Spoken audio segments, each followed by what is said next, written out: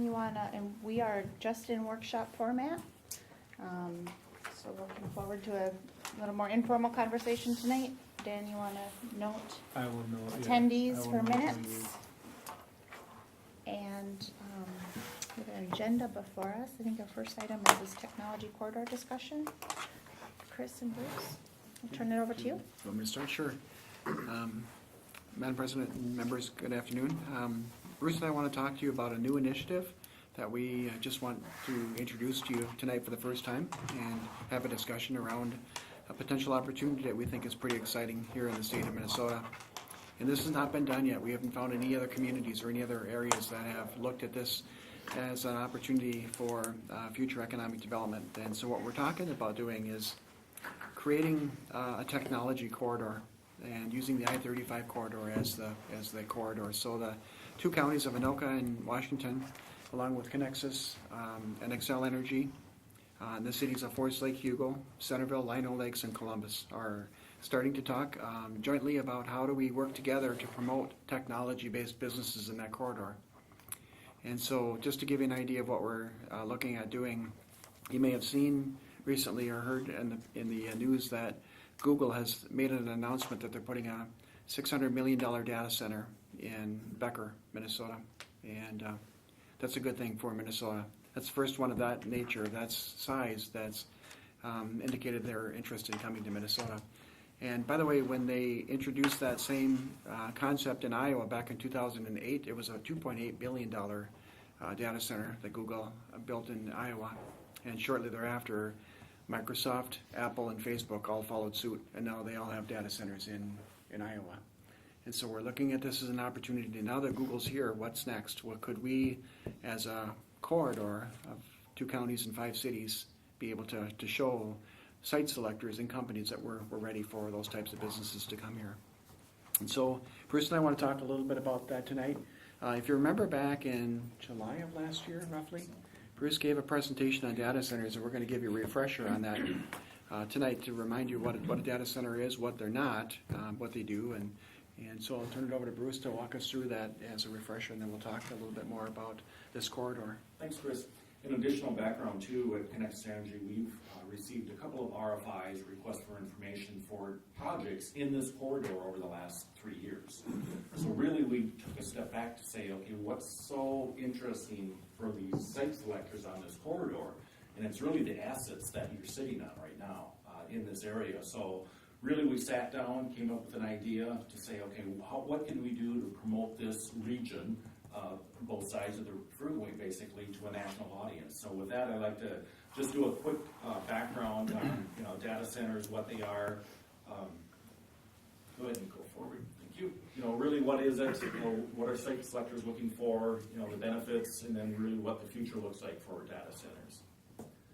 So really, data centers is basically just several servers. It's basically a big computer tied together, and there's 2 types of data centers. One is called an enterprise, which the company owns the data center. So like a Visa, they don't want anybody else owning their data, so they own their own data center. So they call that an enterprise data center. Another popular item for data centers is called colocation, where, like in this area here, each rack could be one company. So this company builds a large data center, and then they basically sublease it out to the different providers in the area, building out this big data center. So typically what these site selectors look for, they look for cooler climates because it generates a lot of heat. Computers generate heat. So they're looking for a cooler climate. And in Minnesota, one of the things we tout is that we have 300 days of free cooling. And granted, weeks like this, it's it's really free cooling, but that's really important to data centers because it reduces their population, or reduces their operating cost. They need to be close to population centers, so when they fly out their service techs, they want to be able to take an Uber out to the data center, basically, from a major airport. They're looking for large tracts of land. Typically, they're looking for flat land that they don't have any hazardous conditions around them. They're high energy power users, so they typically need to have direct access to a transmission system. Fiber, of course, is extremely important. along with sewer and water, and what they look for is really things that are close to called what's shovel-ready, that they have done a lot of the environmental, wetland delineation and other things, that when these companies come in and make a decision, they don't have to spend a year to do all of this study to find out, oh, this piece of property isn't gonna work. So they really like to have it as close to shovel-ready as possible. Some of the benefits to the communities, depending on the size of the data centers, they range anywhere from a $20 million investment to $1 billion investment. They require minimal services from the city as far as police, fire, and roads. There's not a lot of traffic. Typically, they don't employ a lot of people, but they don't have a lot of semis going in either. So they're not beating up the roads. They don't require a lot of police efforts. There are high user facilities of water and sewer, which is a benefit to many of the cities, and they do have high-paying jobs when they come in. Since it is a high-tech business, they're not paying $20 an hour. They're probably paying close to $100 an hour. So these people that work here are paid extremely well. In the future of data centers, it's explosive. Everything right now is web-based. Everything is Wi-Fi. So when you're looking at how much information is out there being stored one place or another, it's growing exponentially.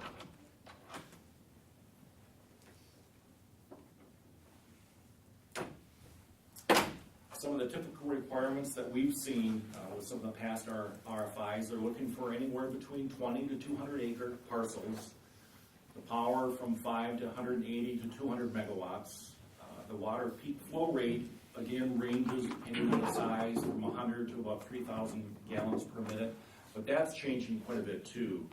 One of the efforts all data centers are doing right now is they're really looking at their water usage, and they're trying to make that as efficient as possible, because they want to make sure that this is an environmental building, so they're looking for renewable energy, reducing water consumption whenever possible. And then they're also looking for strong telecommunications, direct access to the fiber, and a 4G coverage or 5G coverage down the road. In one of the models we looked at, we did some research a couple years ago on what area has been successful in landing data centers. And we looked at Ashburn, Virginia. And like Chris mentioned at the beginning, it started with one data center. And then within a few years, on the next slide, you'll see it just exploded out to multiple data centers. It's a cluster, it's a hub. Once you get one, you start getting more in the area.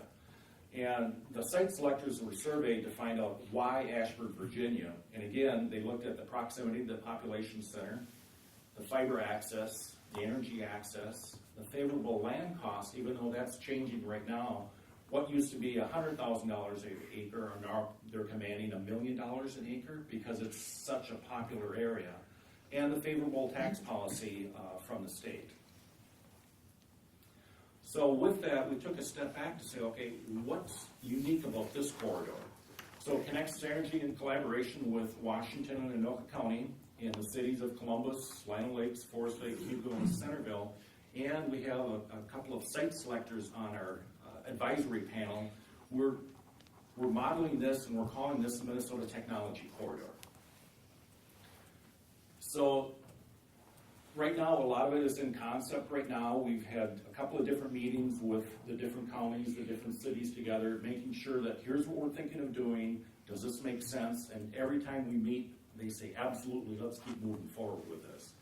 So we look at some of the benefits of this area. It's a highly collaborative region, and that is beginning to be number one for site selectors to look at an area.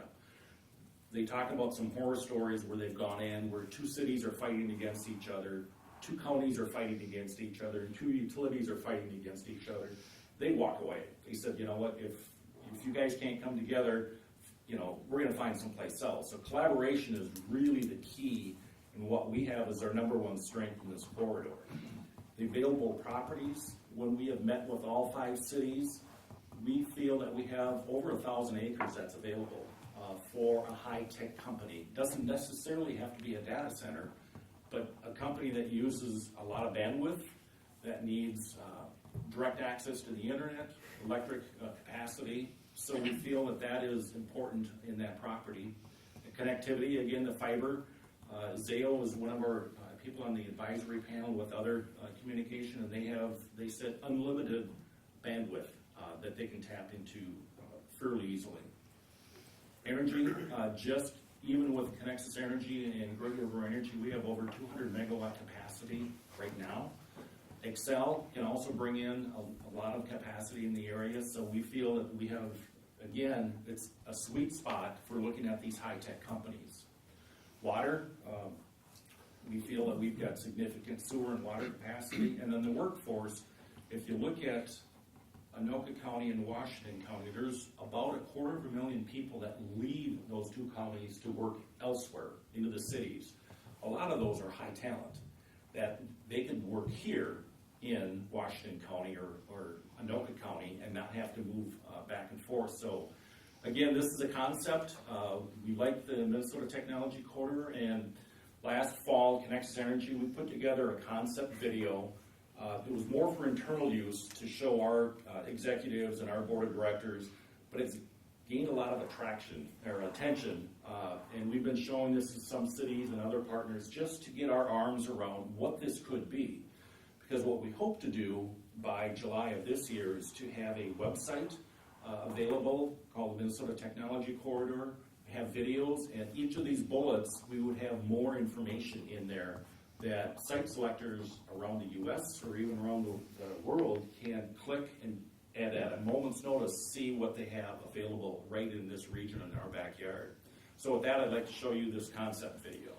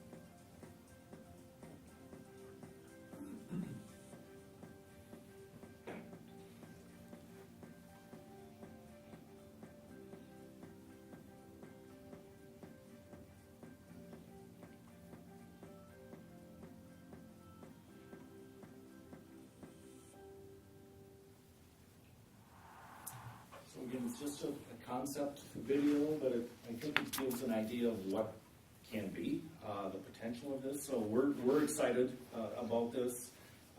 Chris, Stan, did I miss anything from our last meeting?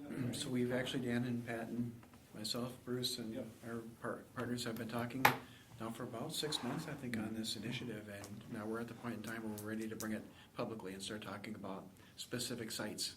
So we've identified the corridor. Now we have to drill down and say, okay, if Forest Lake has a site, where is it and what does it look like? And then it allows us to take that site and do a little bit more analysis on it to make sure that it works for the site selectors, and then start the marketing campaign around it. So we went out and bought the domain name. So the Minnesota Technology Corridor is ours. We own that domain name now. We've been talking with the Golden Shovel Agency about developing a website to start the marketing campaign. And then when Connexus Energy or Excel or Zayo or others are out at these data center trade shows, they can drive traffic to that site so that the site selectors can know that we're in the market, we're interested, and we want to talk.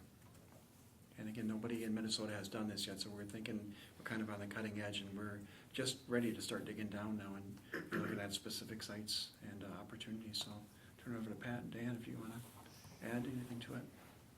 I think one thing that came out of last Friday's meeting on the sites was that there was some kind of conversation about putting multiple sites on for each city, because you kind of showed, like, you know, your tier ones, theoretically your tier 1, tier 2, tier 3, but they kind of said just lead out with one and then kind of have the back pocket ones for the rest of them. So you have the one site that you're trying to advance, and if that one doesn't fit, just have other ones that are maybe not as advertised on there. So like, it kind of helps to focus the efforts a little bit moving forward. So I think that was one thing that came out was, getting certain sites better positioned down the road and really putting the energy behind certain ones. But then if somebody comes in and says, you know what, I don't really need 75 acres, I need 50, you would already have them at the table and you can say, here's a 50-acre site and here's a 30-acre site. But I think if you put them all on the website, that could be potentially just too much to look through, and they want that more focused effort. And one of the site selectors kind of made the comment that, or was it, I can't remember the person from Excel who made the comment that basically when you're presenting these lands, you're trying to always kind of pre-think what their questions are gonna be, because the site selector's job is to immediately eliminate you from the pool. So the more questions you can have answered, the better position you are, the longer you'll stay in, and the more they're getting invested, so the better chance you have of actually landing, a possible site or a possible project in your location. Yeah, and I think the important part is that we're doing it as a county and a group effort, and we're not competing against each other because of the dynamic that once one comes, we all may get one, or there's a lot of availability. It's better to do it in partnership. I went through this in my last job where we have a partnership with the county and the villages and cities to bring retail. Well, this is the same thing. It's just if one of us wins, the likelihood of all of us winning is probably actually increased. And one of the other great benefits of this corridor is that there's minimal landowners.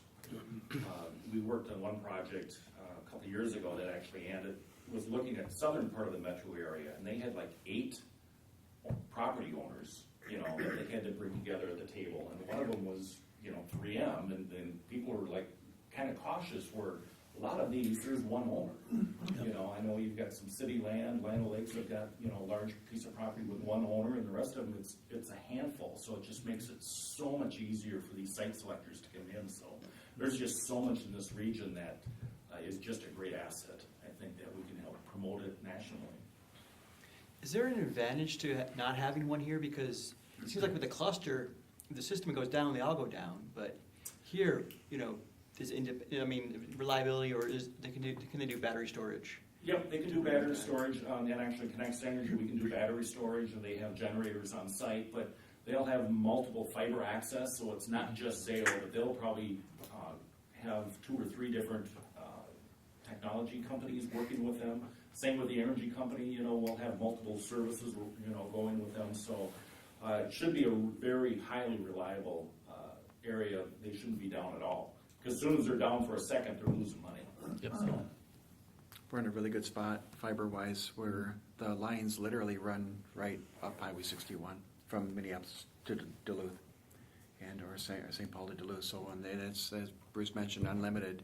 We've got direct connections to the 511 building in downtown Minneapolis, and that's kind of the hub. That's the central hub for broadband in this region. So, Yeah, and I think Zayo has always echoed that when you ask them, what do they need for capacity? They said, whatever you throw at us, we'll be able to meet that capacity. And I think that's unique to this area. I don't think there's a lot of areas out here that are that close to being able to say, I need, this many lines of fiber, and they'll say, okay, we can get them in an accelerated time frame. You may be able to put it in somewhere further out, but the time frame from making that connection can be too much to shoot the project down, because a lot of these projects move extremely fast, because they'll have, they'll pre-sell their server space, and then once they get all their commitments to build, they need to get them in the ground. So it's, they come in quickly. So whatever we can do to kind of help tee up these projects, this makes you that much more competitive in the marketplace.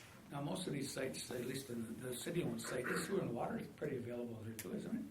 Yep. I mean, that wouldn't be a big deal. So it sounds to me like what we're looking at here is make sure that we get our wetlands delineated and all this stuff, so we know what we're looking at for a piece of property. That the sewer and water and all the infrastructure, that would come at the same time the building comes in, I would think. Yeah, I think that's an important first step, is to, at least for Forest Lake, the sites that we decide to market or whatever, but that we have, first of all, get the delineation done so we know. So that you know exactly how many Yep. acres you got. Absolutely, what's buildable, what's Sure. not buildable. So when you say you bring your best idea forward, the best piece of property, and then you back it up with other options so you're available to all, do you make a lot of presumptions? Like, are we the 200-acre story?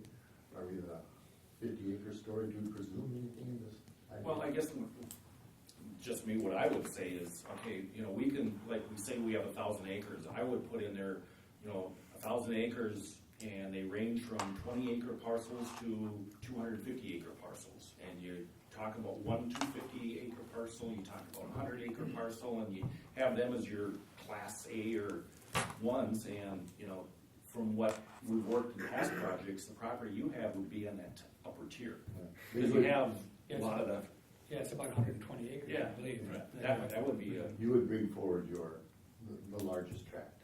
I mean. well, we would just say, depends on what you want. If you want 20 acres, here's what we have. If you want 100 acres, here's what we have. If you want 250, here's what you have. But I would do it all at the same time. And the thing is, you gotta keep it simple. And I think there's a way you could do it on a website to say, here, you know, what are you looking for? 250 acres? Click here, here's what's available. 100 acres? Here. Is 20 acres kind of the smallest amount? That would be probably the smallest one. What's an average? Is there an average?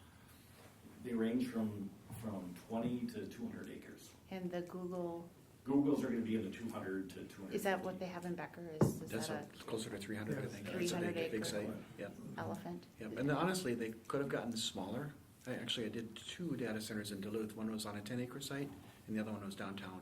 So they can do smaller. But generally, they like to have some security and just, they want to be left alone. They want to kind of have their privacy and security, and that's kind of a big deal for them. Your 6 feet one is it's the fiber corridor Correct. essentially. It's actually the rail line, so it's a bike trail here. It's a bike trail. Yeah. So alignment immediate to that is important, or? Actually, from what Zayo's saying, you know, if you're within a couple of miles, you know, and that was the nice thing about Zayo is that, you know, with some of these projects, they could get their fiber capacity there in months. You know, utilities were gonna take longer because we have to get permits for transmission lines and everything else, but Zayo, they can plow that cable in extremely fast, so. And I think the closer you are, though, the cheaper your installation. I mean, that Oh, makes you more, exactly. you know, it's like Yeah. if you're right adjacent to it and you gotta put Yeah. a quarter-mile run in there, that's a lot lower price than having to put 3 miles worth of run in there, Right. which can, you know, when they're trying to do their cost-benefit analysis, you can jump to the Yeah. front of that line Yeah. pretty Yeah. quickly. Yeah, but, you know, Zayo's a willing player, and they say, yep, we can get it there, and same with the, you know, electric side, and, Bury those transmission lines along 61 will make our airport available for larger airplanes. We need that for an extra 600 feet there. And it would be a big deal as far as certain aircraft going in there. Yeah. No question about it. Is the land coverage that's hard surface and building, is that a high percentage of the, say, 100 acres? Not always, no. So the amount of land that's physically hard surface and building and usable, It can be smaller. It usually is smaller. do you have a sense of what that is? Because that would tell you a lot about your land. I mean, then It's the rest gonna- of it can be worked.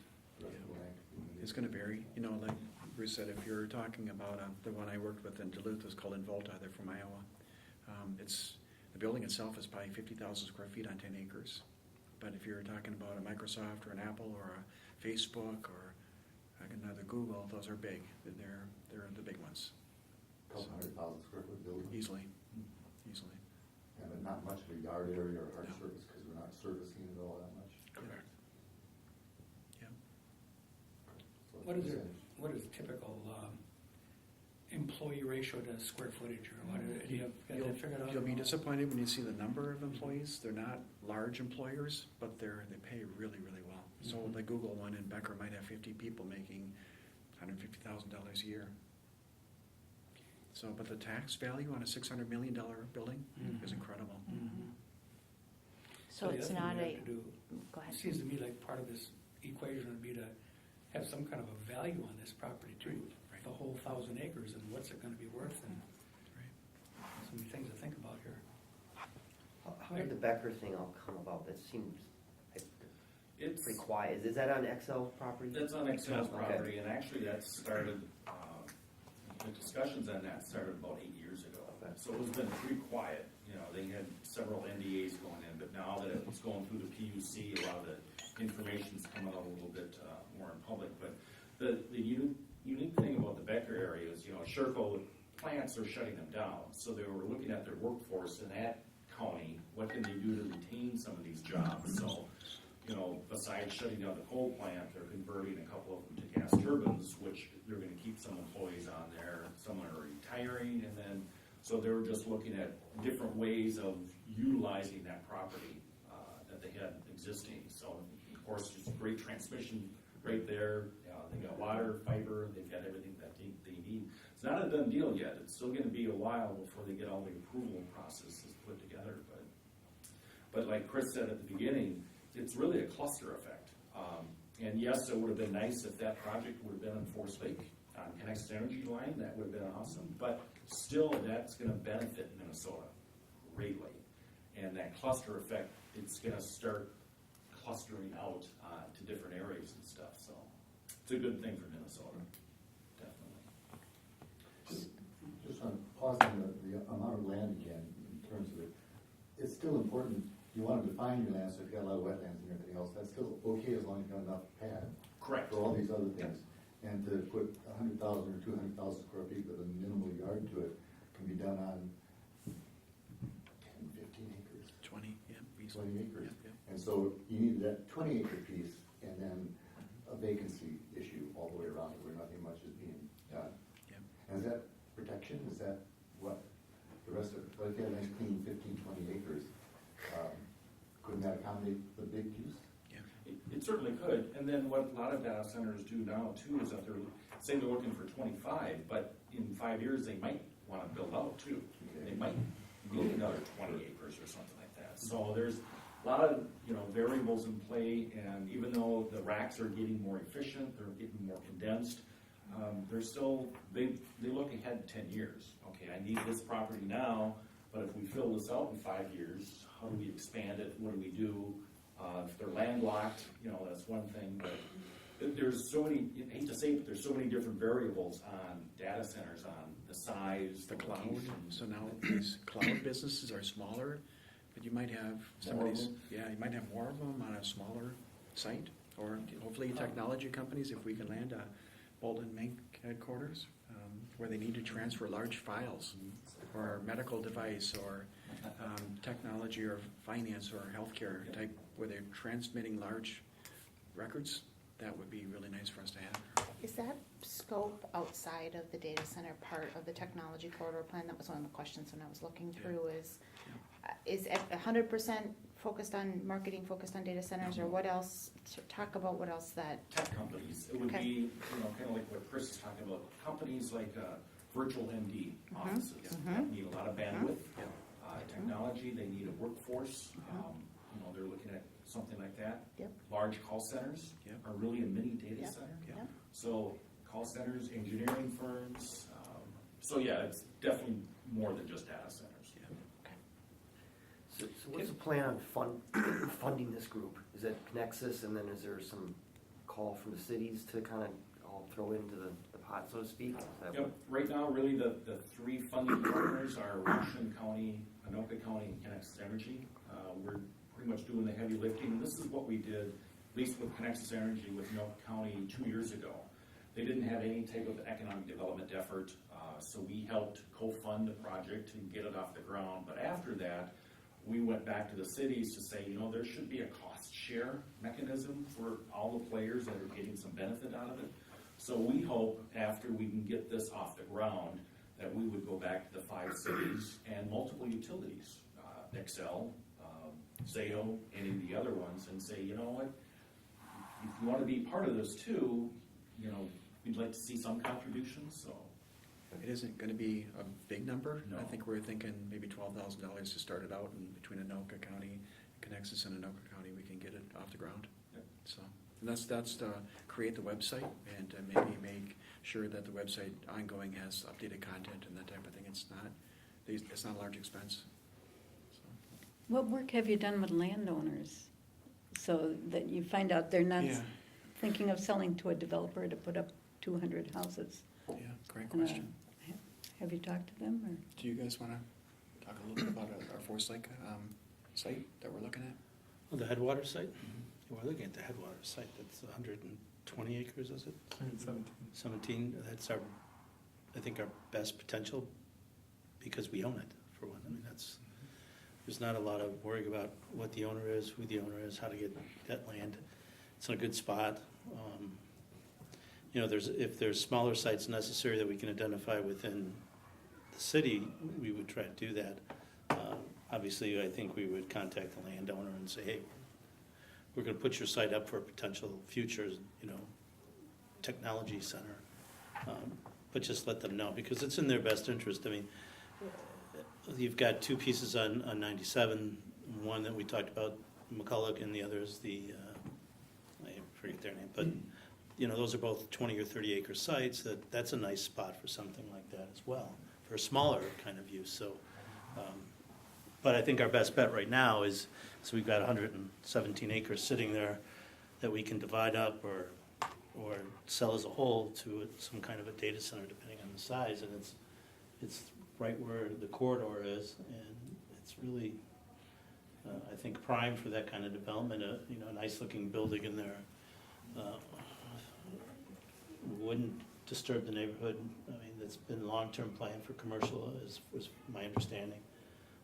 And with the other cities, they've actually gone out to the owners too, would you be willing to sell or whatever, and all of them, so all the property that's been identified right now are willing landowners that are willing to sell. And I think that's important that we have other options besides that. If we've got a smaller data center that wants 30 acres that we can identify, that we started getting a list of those kind of ownership that's willing to sell and to entertain an offer on their property, just so we can list it in the future website.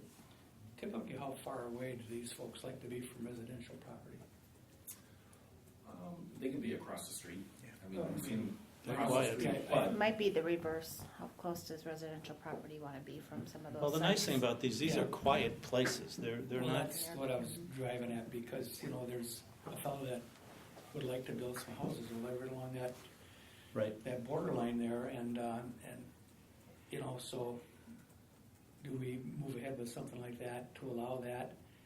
Because that does lend itself toward the golf course, but then is that gonna put us out of the running for, these data centers, Well, and that's part of the study. I think we have to take a look and see we have to do a little bit more study on this Headwaters site and what can be there, what can't be, what's the best use and return on the site. And what does 15 homes along there do, and how does that affect the ability to put a industrial or high-tech site in there? Will it dramatically impact the ability to do that? Because you're right, I mean, yeah, even though it'll be probably just a tip-up building, but a nice tip-up building, it still may impact just on view, and so you have to think about barriers and transition from single-family homes to a business use. So I think we we have to look at that. We just gotta have that conversation. Yeah, we do. You can see how you could, follow the parkway, and if you could just fantasize about the tech companies being smaller elements that somehow transition off of that territory we already have developed, and somehow internal, there's this data center. The one thing that seems to fight in my mind, if you could really orchestrate it that way, where there's that buffer of transitioning scale and everything, would be just great to work off of that, because that was essentially trying to save that as our commercial and industrial place, but this big animal sitting at one place would seem like a lot of isolation. Isn't contrary to that, but it might be contrary to the residential that would like to grow up from the south. So I think you can resolve this. All I've ever thought about that property is there was a barrier line between the commercial, the mixed use, and the industrial, or commercial, I should say, and the residential. And where do you draw that line? And now we're sort of saying that residential gets pushed all the way or either out, and it would be more of a tech identity proposition off the parkway, evolving to a data center at the rear of the property, for example. So that sort of thing could work. Yeah, I know, but I think there's some room there for the residential area there. Yeah, and that's what we'd have to, and the nice thing about a data center like this is that, like I said earlier, the employment is low. You're not having huge swaths of parking lots. You're not having huge swaths. I mean, you put a grocery store there, it's open from 7 in the morning Right. till midnight, and it's got lights, and it's got a huge parking lot. And that's really a detriment to anybody who's living close, having those lights on all the time, having the traffic, having the noise. Where a data center is quiet, you need a very small parking. It's very low impact. And they're typically, they're not 10 stories high and that kind of thing. Correct, either. correct. They're usually, 1 story, like I Yeah. said, tip-up type buildings. And then residential, if it can have its land presence and hold on to that, really just exposing backyards. Right, it's really not impacting. I mean, obviously, I would I would think you'd have to look at some kind of buffer or berm or who knows, to make that transition a little softer, but I, you know, we don't wanna jump in and say, okay, we'll just sell off some of this land, right? We need to take a really close look at what the impact down there is and the value of the entire property and the potential for future use of that property. So we're really looking for the best return for that property. Dan, have the wetlands been delineated on that piece of property? No, that was That'd be the my next, question as well. that was like well, kind of jumping ahead to the grant application, that was one thing we were gonna apply for on the grant, because that's kind of the starting point was the Absolutely. wetland delineation, because that's gonna guide, you know, a lot of the conversation moving forward on this, you know, so if we get those delineated, we'll at least know what the possibilities are, then do some plating, you know, some possible plating on there to see what the buffer could look like, and Is there any kind of pace this whole thing has around, some kind of sense that we better have this available at this moment, and then there's sometime down the road, it better be available with our opportunity? Is there a pace that we can see? Yeah, I think they kind of covered it. You I gotta think once that 1,000 website's acres up. Yeah. Kind of figured out right away. Very soon, I guess. Very soon, yeah, all at the same time, because then you can offer all these different options. Yeah. And the number one thing in my mind is gonna be the wetland delineation, because the sewer and water would kind of take care of itself, I think, and the data would too, or the lines rather. But, yeah, I think it's a lump sum thing. You know, look even at the property just to the west of our property there, believe me, that would be available too. I'm here to tell you. You say your property, where you? That'd be the Taylor property, Oh, I got you. where my mouse is spinning right now, right? right in there. I know where it was, right there. And south there too. Yep. Yeah. So our job is, once it's all organized, is to be able to look at a whole variety of sites that we think are applicable to this and bring them forward in connection with, see, there's no borders we're gonna cross, there's always a road between us and Hugo, right? It's not gonna be going that way. So it's Forest Lake land we would bring forward to talk about. If you want, yeah. Other than Columbus is our only other contention, but I don't see if there's any problem. Yeah, I think it, like I said, this is our best, but if we're looking for an alternate, but a smaller site, then I think we should have those in our pocket and be ready to go. Yeah. That's a good Does point. the airport have any consequences in this story at all? I- So it can be close to the airport? Yeah, the last two projects that we looked at, it wasn't an issue. And I actually reached out to MnDOT to verify, because it's in like the zone 3 or 2, it has minimal impact on the Yeah, zone side of it. even if we could extend the runway, I don't see a problem there. And I asked them, I Well, said, is there easy. any issue with a data center in that zone 3, and MnDOT said no. So as long as the radio equipment that's in the building is FCC compliant, he said you're fine. So there wasn't an issue from their perspective. And actually, tacking on top of that, you know, we've always thought that, you know, they had to be so many, you know, miles away from an airport or things like that. And I went to a data center in Colorado a couple years ago, and right out the window, you could see jets taking off, large jets taking off. So, and we asked him, I said, well, I thought you were supposed to be so far away. Well, he said, not really anymore. You just have to have a contingency plan if something happens, you know, that you can backfeed and everything else. So it hasn't seemed to be an issue. Ryan's got his hand in there. So, I don't know, how many of you guys remember Project Pepper, Yes? A little bit, yeah. yea or nay? Blake?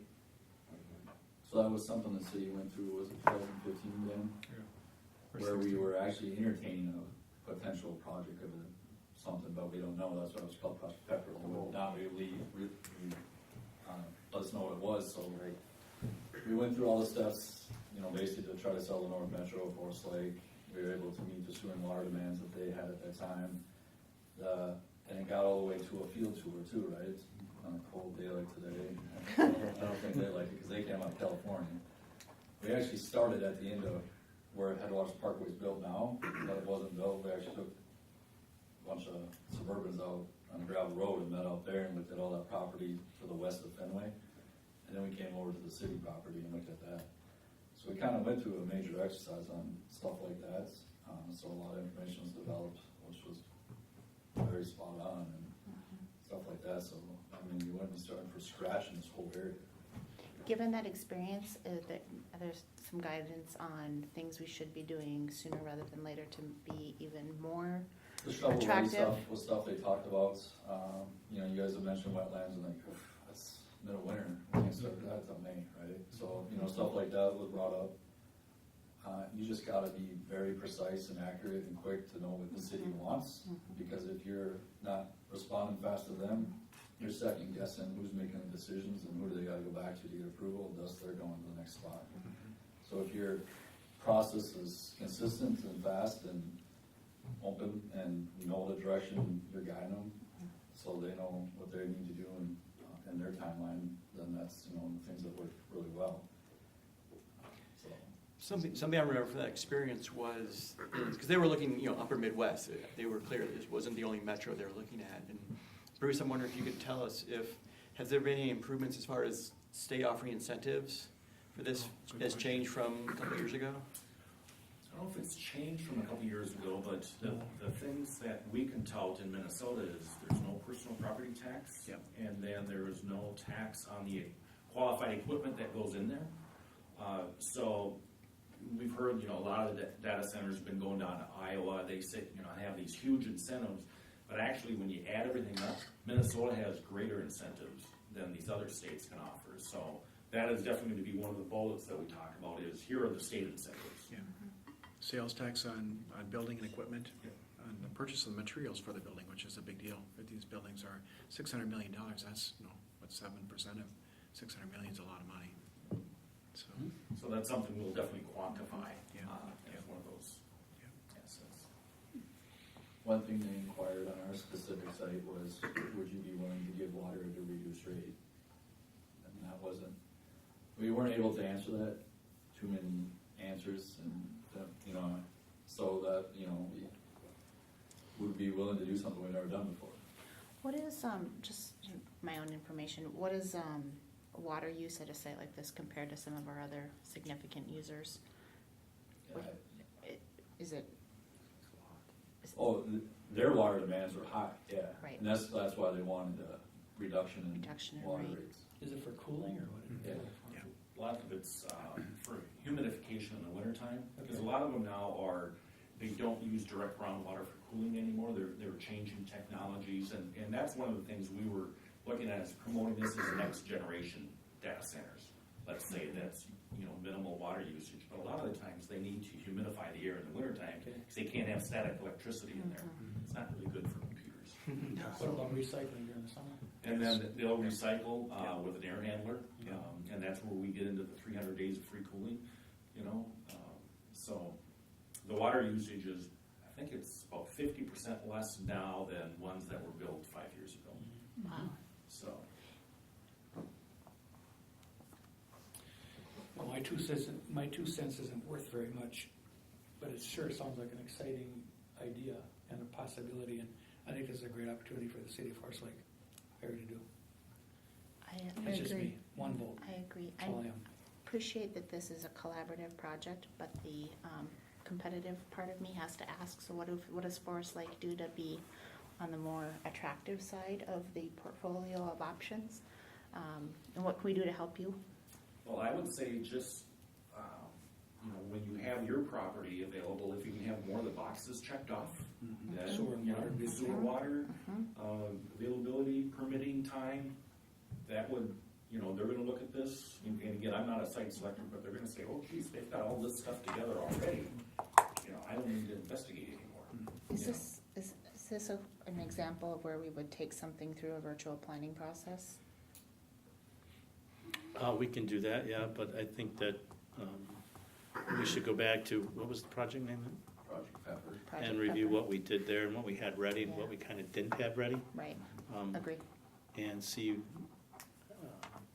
what we can fill out and what we can have. I mean, you almost get to the point where you have a mini brochure for your own piece of property that says, okay, here you go, Yeah. data center, Right. you know, you impose a picture on it, you say water, sewer, electric, fiber, low taxes, or whatever incentives you can have, you know.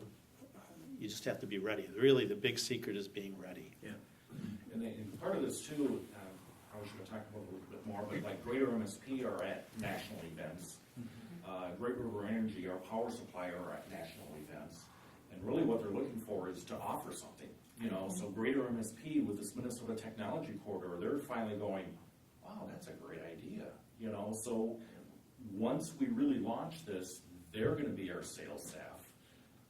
Excel's gonna be our sales staff, Great River Energy's gonna be our sales staff at these Deed. national events. And Deed, yep, thank you, yep, Deed is gonna be there, and we've got one site selector that's on our advisory group, and afterwards, you know, he showed him the video and he goes, that's awesome, he goes, for that minute, 30 seconds, you got my attention, and that's what you wanna do, is you wanna get their attention, and then you can backfill it with all the facts and the stuff, so. Yep.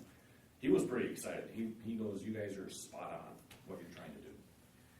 And sorry, go ahead. What I found, Mara, to kind of answer your question a little bit, was we actually had a presentation, and we, Dan Yes, prepared a PowerPoint. yes, yes. And they gave us feedback that some of the communities didn't, they were there just kind of, all right, what do you want? I mean, we've led with our Gotta best show foot them. forward. Right. You've already got the attention of some site selectors already, because of Pepper. Yeah, that's good.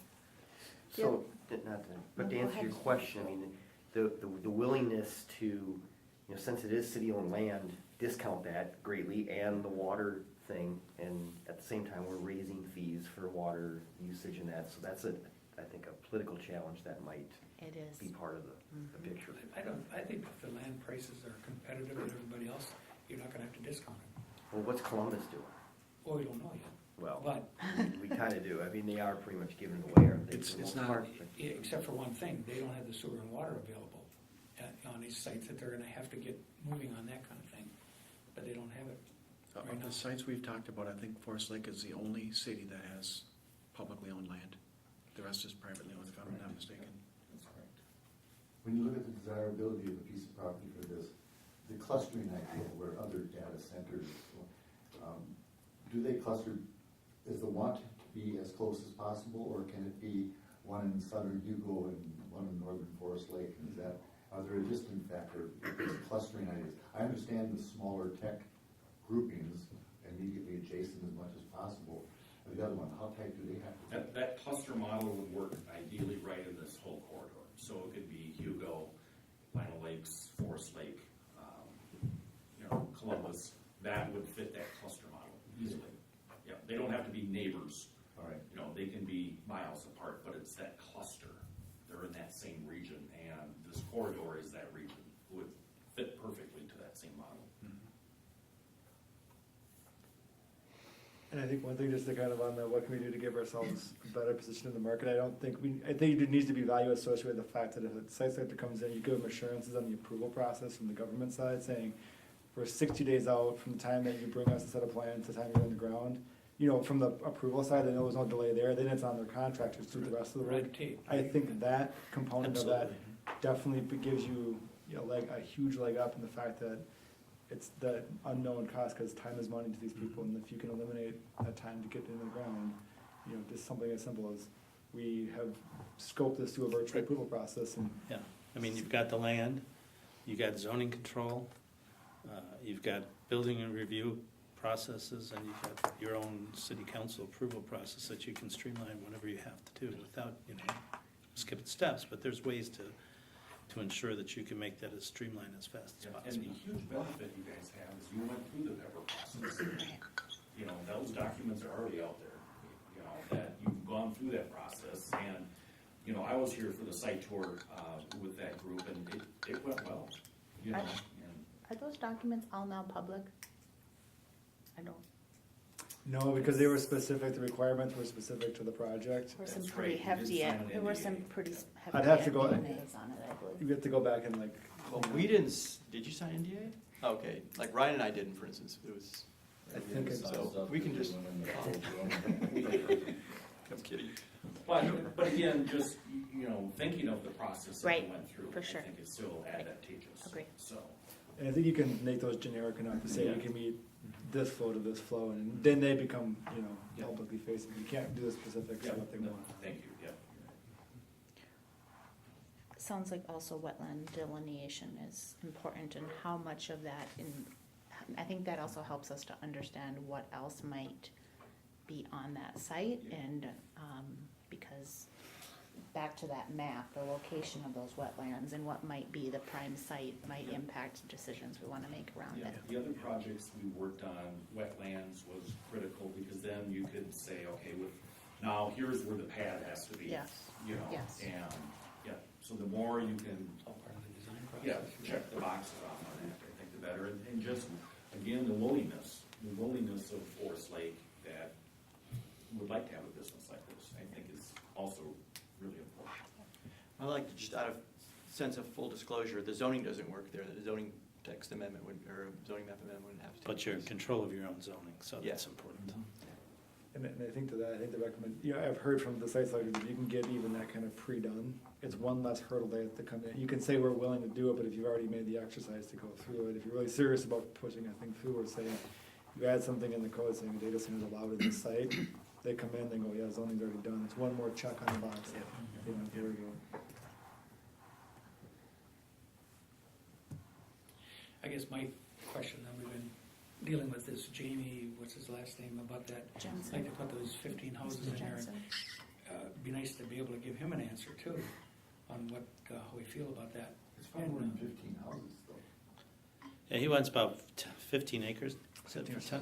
17, And he's got- Yeah, I guess that's what I was Yeah, talking about. and- Just onto our property. Onto our Some of it's property, gonna yeah. be on property that's already there. Yeah, so I think we've talked to him, and we've told him we have to do our own due diligence first, again, to go back and see not only wetland, but how this would impact any development that we're talking Yeah. about now.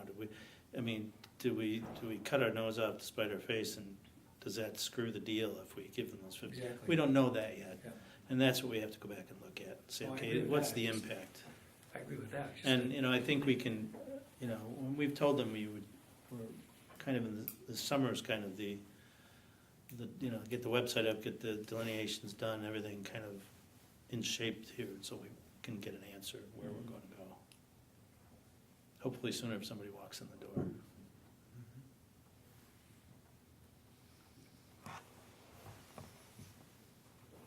July go live date was driven by, Well, I guess by the time you get the website developed, you know, we've only entertained one estimate at this point in time, but they put it out there, you know, it's gonna be 4 or 5 months, and the thing is, you need to do it right the first time. The other failures for an effort like this is they've launched an effort without a full website, and they've just been kind of trying to play catch-up.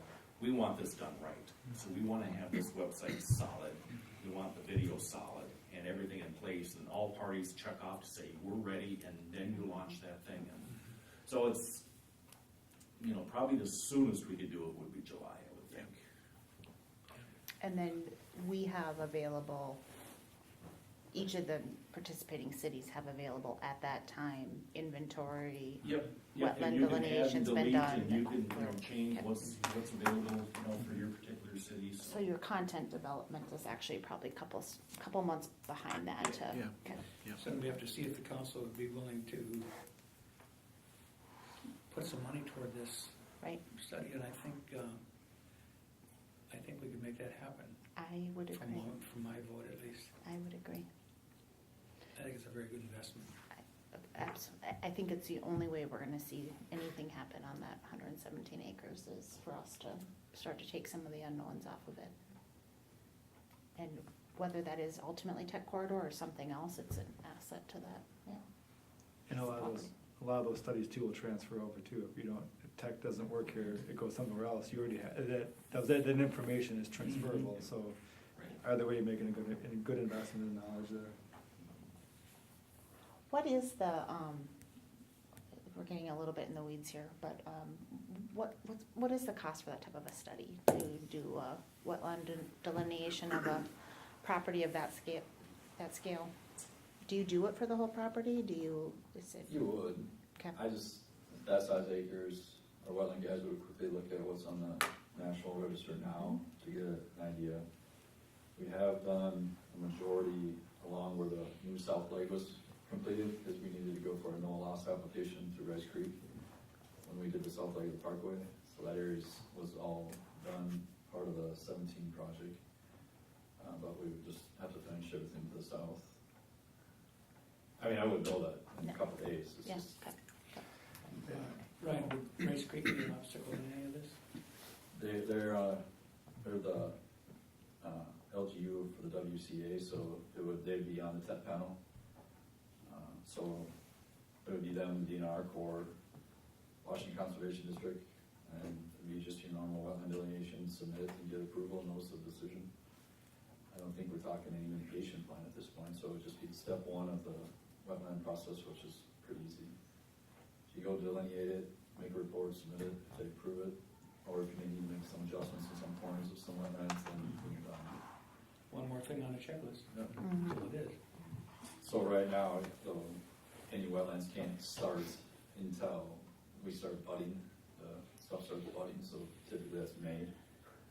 Unless we, some reason, get an early spring.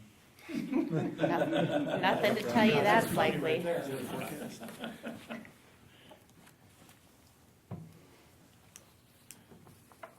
And I think for the wetland delineation, the plan was to work with, roll that into the next grant application we put through to Washington County to help fund that, and then possibility if there's any, depending upon where that delineation number comes in, if there's any room left over, we could potentially look at maybe a staging utilities or something, just whatever else we could incorporate into that to get to that, that maximum on the grant application.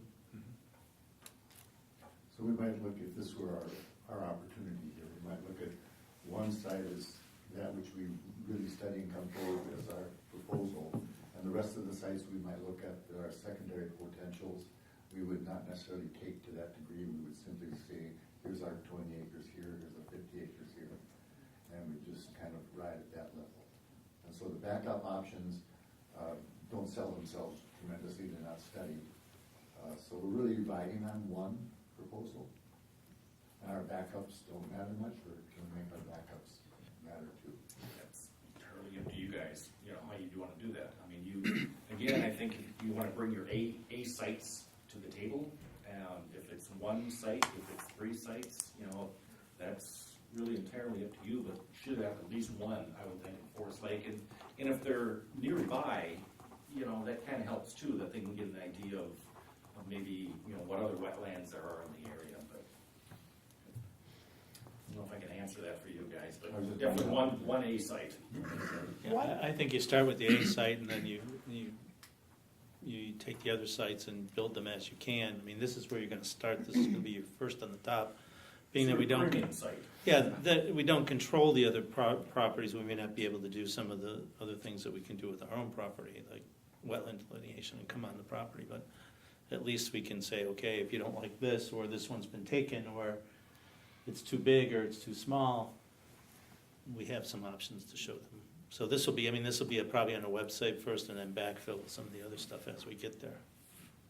What is the planned timeline of commitment to the overall tech corridor? Is this going in with is it 1 year, 3 year?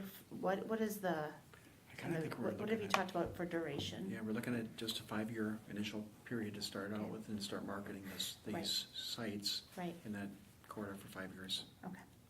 See And what so happens. as you come to, now it sounds like it's Connexus and county supported, but as you come to cities, you're looking for a 5-year commitment. Not yet, but potentially someday. Okay. Yeah, so for the time being, we're gonna cover that cost for you. Yep. And for Hugo as well. Thank you.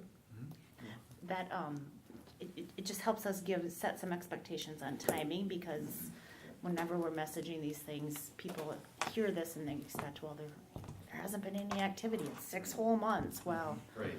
but it's easier to message that as a 5-year commitment or whatever the timeline is. Okay. Okay. I always think about bringing as much forward to the county as we can as a city relative to studying properties. So this one we were going to study, now we have this broader, bigger notion of what we can really look at it for. With it, like the flyover property, you can get an 80,000 square foot building over there and more, or depending on how you position, maybe as much as 150,000 square feet of building. And if that happened over there, that could be something we would maybe just keep on back, our secondary sites, to still initiate our study with the county to look at what it would cost to bring utilities to that and make it ready. And that could be, as long as we're doing that, if we are going to do that and have another site for our deal with you, we would have a better second site I'm just picking the airport one, the city owns it, that makes that more logical. We could have a secondary site that had more oomph to it than just one site and then unknowns, except for scale. So we could talk about doing that at the same time, so that's rolling, if that were a site that made sense. To me, it makes sense. As long as the airport doesn't have a development problem with it. I don't think so. We have to fit the old criteria about where the flyover has to be and Yeah, how big a yeah, building can be. right. But that all had a potential of being another site that could get up to at least the 150,000 square foot building. And a little clustering around it as well of other things that would be tacked back there too, in the nice wood area and stuff. Anyway, that's an optional thing as long as we went after that much of a study to make it stronger. And then just on the secondary sites too, I think one approach you could take would be with the Golden Shovel Agency. They do provide pretty deep dive analytics on who's clicking where and what's going in, what they're looking for. So I think you could see, if we're going in with a 117 acre site, but all the search results are coming in for 30 acre sites, we realize, hey, the market here is more pushed to that 30 acre site, then we can maybe look to make sure that we're getting sites to market there.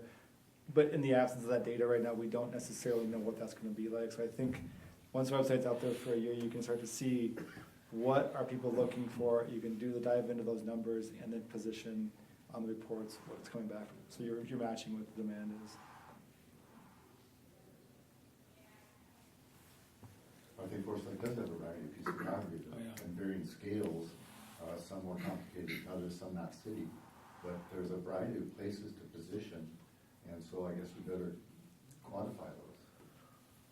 But if we could study one, add to it, that'd be great. Yep. Any other, any other questions for me, or? Yeah, Bruce, I mean, since you were on that last Project Pepper tour, do you remember, recall any, if they were interested in the property, the western one on the other side of Fenway, you know, this property there? I think they were more focusing on your property. Okay. A lot of their questions were related to, if we looked at expanding westward, how would you guys approve or permit, or what would be required for crossing Fenway with their campuses? Yeah.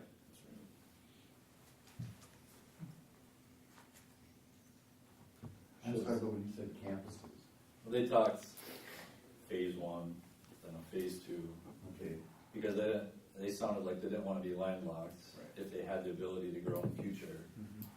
If we looked over there, what requirements would come with that? Should have said we would have built a green bridge. You guys can go right over the top. Skyway. Well, if you need to get a hold of me, Pat and Dan or Chris has got my contact information, so. Thank you. Yep, thank you. thank you. Good luck. Thank you. Thanks, Bruce.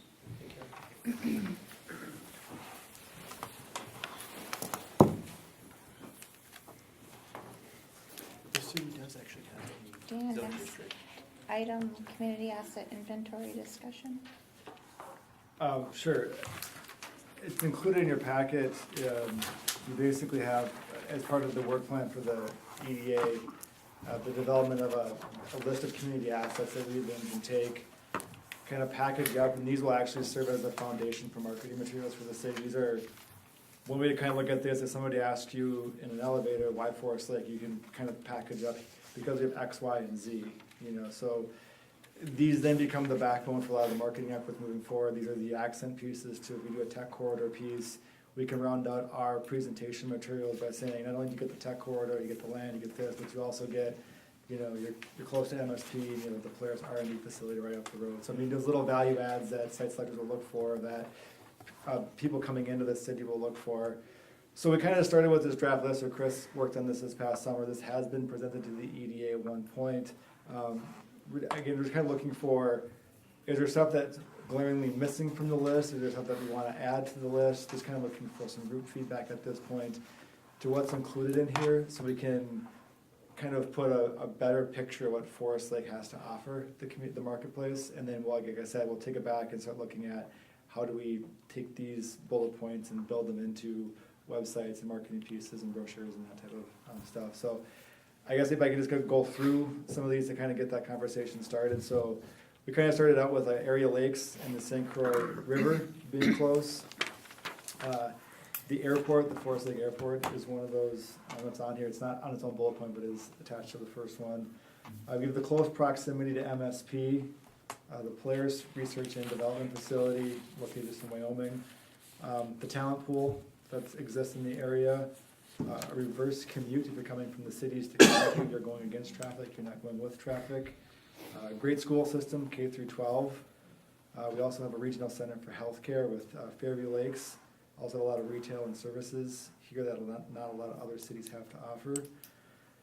We're close to a major metropolitan area with all the negatives that are associated with that, such as crime, noise, congestion, pollution, having to charge for parking. Large parcels of land for development. That is something that's more unique to this area. A lot of the cities in the metro don't have the large parcels anymore. We have a strong branding associated with the city that, as good as it sounds, a strong logo. Just kind of on that piece right there, when I actually reach out to branding agents, I hear, like when I did a website and some other stuff, I hear comments all the time from their designers saying, it's so nice to work with a city that actually has a branding package. And that means there's a font collection, there's a color palette for it. It makes everything unified with, so anything that hits the marketplace, they know exactly where it comes from, and that actually has a pretty big asset here for Forest Lake. Available and affordable housing alternatives. We have the new circulator bus that runs. Granted, it's limited, but we do have a circulator bus option in Forest Lake. And a diverse economy, multiple businesses, good choices for restaurants and shopping. Also access to multiple regional trails, like River Creek Trail, Sunrise Prairie Trail. That was kind of the starting point that we had. Just kind of wanted to see if there's anything else that members of the EDA want to add to that as we kind of get this list moving forward. I know it's a little, could she say pre-K through 12, the charter school? There you go. In your video, you guys stated 30 minutes to the airport. We should be consistent with that. So 30 minutes from downtown, should we say 30 minutes to the airport? Yep.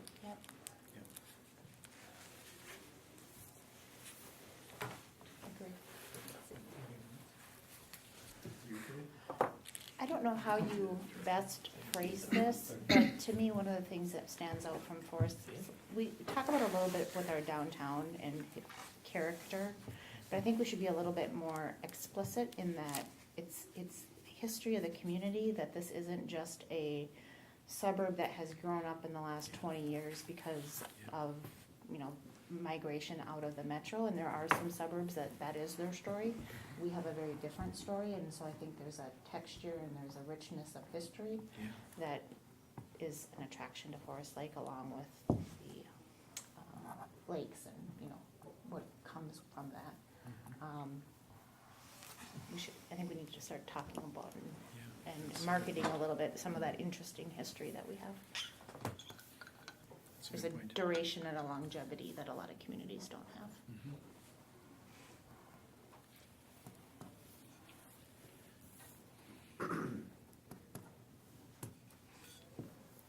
One other thing, maybe it's on here that I'm not reading it right, but immediate access to a major interstate, especially north of the split, where you can hit both downtowns within That's a great, a very short period of time.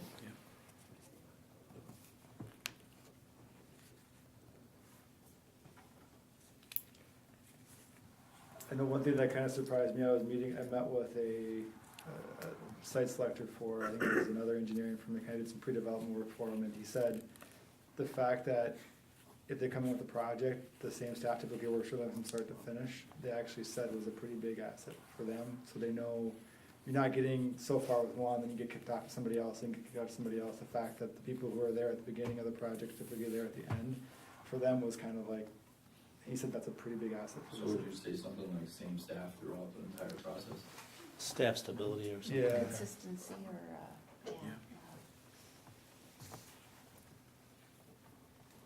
Actually, it's kind of where you market the new, this organizational structure that we're preparing for related to planning and community development.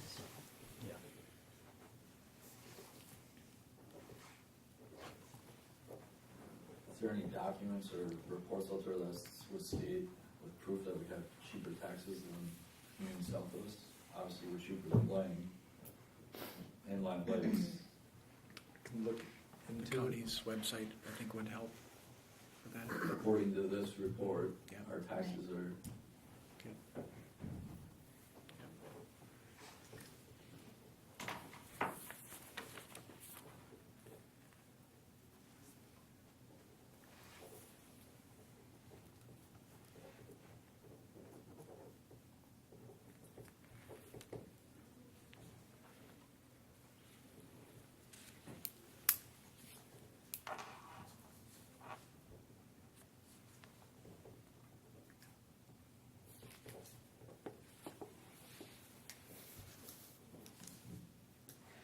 We,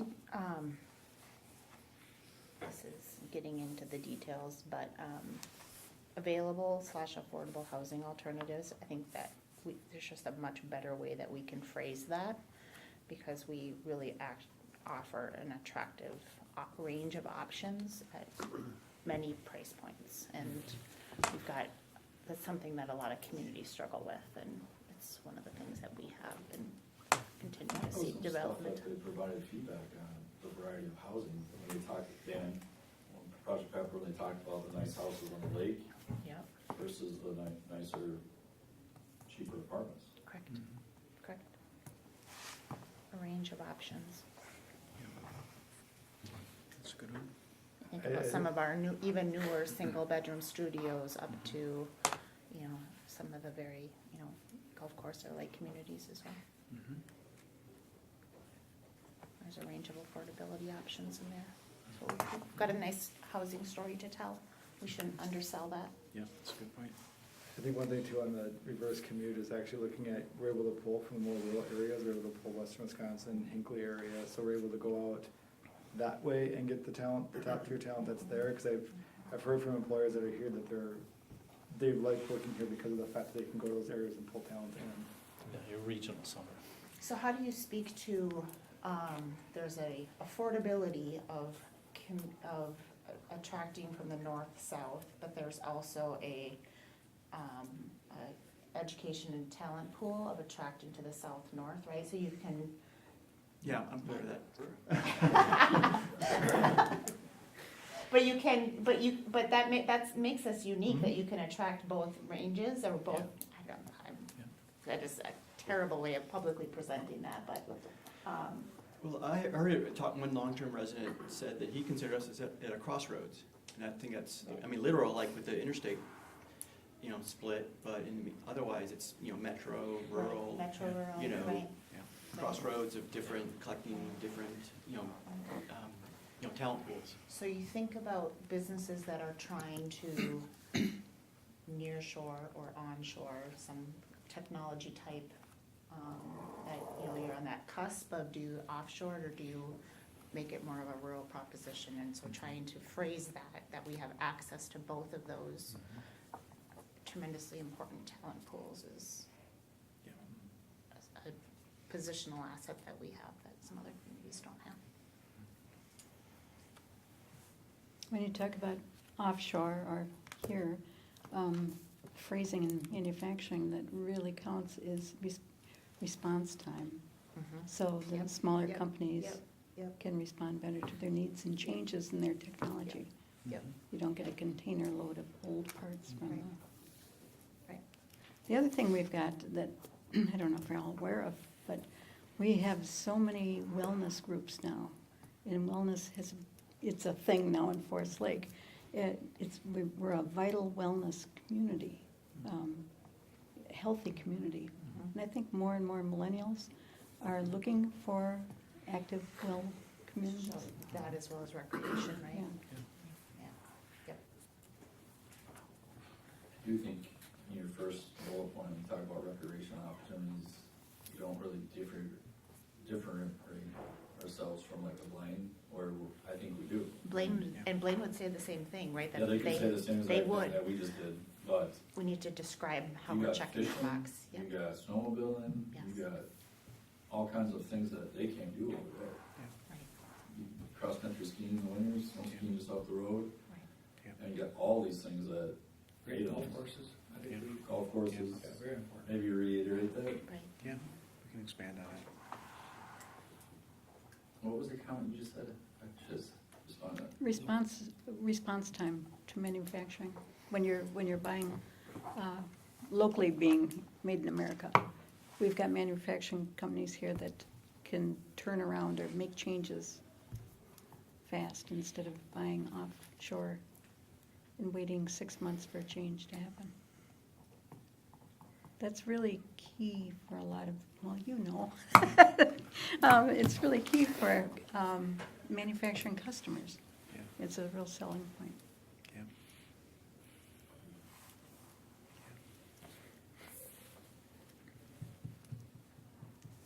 I think I have enough to, if we're fine with this, I'll just kind of get this polished up and then maybe start doing the next level down. But just wanted to make sure as marketing materials are assembled for the city that we're not missing anything glaring. But yeah, this is a very, great starting point to start getting those things put together. Have you looked at that Project Pepper PowerPoint recently? Did you? I drafted it, so. Oh, like, Yeah, no, I did, yeah, I absolutely, yeah, I pulled all the marketing stuff to the front, 3 pages on it, so. It needs a little bit of a dust off, it's gotten a few things on there that probably aren't as current as they need to be, so it needs a refresher, but it's a solid base to start off all these efforts moving forward.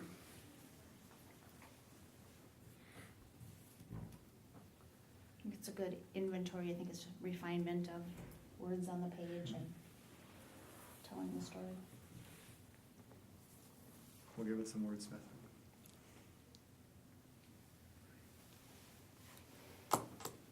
Anything else related to things we see missing,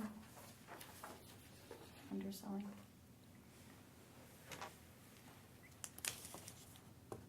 Okay, next item, we circled around this a little bit, but formally on the agenda, CDA grant application update.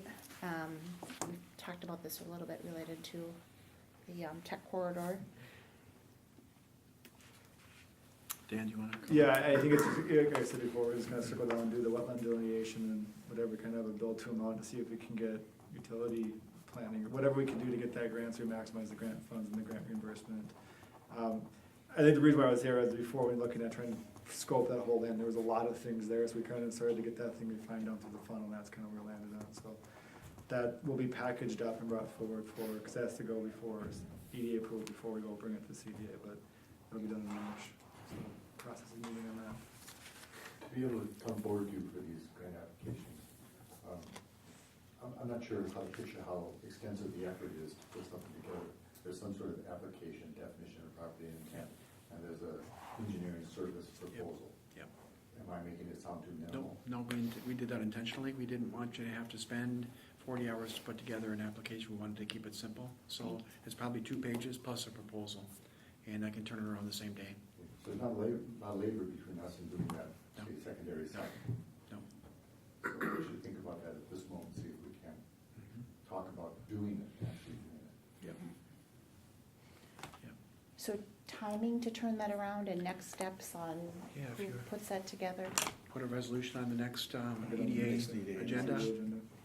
Yeah, the hardest part in doing an application is trying to determine what you want the study to be, because you want to make sure you're getting a value out of it. Once you get to this point, from now until execution it's relatively easy. A lot of it's the pre-work to get down to what you're actually going to study. But yeah, I can get it all buttoned up for next review. Yeah. Get a scope of work from Ryan, and Ryan, should for be some pretty estimates? simple. And then definition on the property, and it's easy enough, you own the property already. Yeah. Absolutely. To define that, Yeah. and then you're able to get in the study blocks and see if it'd be considered. Yep. You don't know if it'd be considered. This, to me, if you're thinking about the wetland delineation for the city-owned property, that's an easy one, and we'll turn that around really fast. It's a good project. Would you like to have it broken down like that, with roughly one task? or- No, if you've got some room to do some additional utility feasibility study for utilities, that's fine. And you should probably consider that as well. Might as well come in, Yep. with a full idea. Yeah, absolutely. Okay. Yeah, as much as you can get. And honestly, that helps us with that checklist. When we do go to that next step of putting that site on the website, we can maybe answer a lot of those questions so that the site selector's jobs can be just a little bit easier. Sure. right. Anything else, Chris? No, Any other updates? no updates for you tonight? And we don't have Nanette here. Anybody else with anything? And Staff, the question, Pat, you sent out an email this afternoon about the gateway, the proposal down in Mason City. Does that mean that we're still kind of communicating with them, or? I am still in communication with the whole family and the people associated with that, yeah. Okay. Actually, we spoke last Friday, so. But gatehouse or gate, they're not them? I'm not sure exactly what Okay. their Okay. timetable is still yet. But what I forwarded you was Did I the, hear you say there wasn't communication with folks in Mason City, or no? no, what I sent out I said previously to the council, I sent to the EDA Mason City's agreement with Gatehouse Capital. Okay, yeah, right. And last Friday, I had communications with the whole family and their representative regarding their property. And I just like to know how things are going. so I didn't, yeah, we can tell you more later as it kind of blooms a little bit. We're trying to work on that, see where it goes. All right, make a motion to adjourn. motion to adjourn. Is there a second? Motion a second. All those in favor signal by saying aye. Aye. Opposed, abstaining, we're adjourned. Thanks, everybody. Thank you for your time. I always appreciate it. Pat, you could have raised your hand, but the volunteer part of it.